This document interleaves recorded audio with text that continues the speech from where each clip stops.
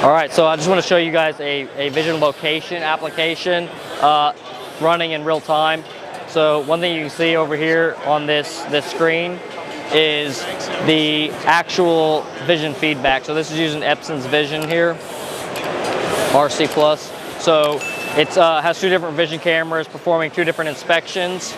You can see where it's locating the different parts, so that way it can do a calculated pick and try to make an analyzed decision on what products are the best product to do the pick on. And it's also feeding that data to the robot for a pick location. Now I'm not positive if this gives any type of pathing or it's just one singular position and the robot has to handle its above positions and whatnot.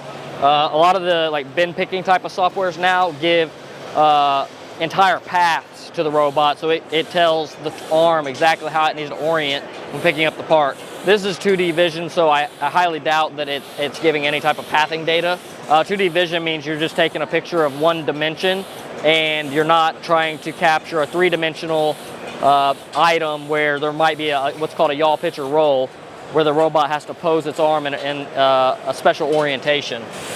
Now you can have the robot pose in a special orientation with 2D vision, but then you have to know your part has to have specific features to it to be able to then identify where the angularity would be at in the part, so that way the robot can make that same accommodation.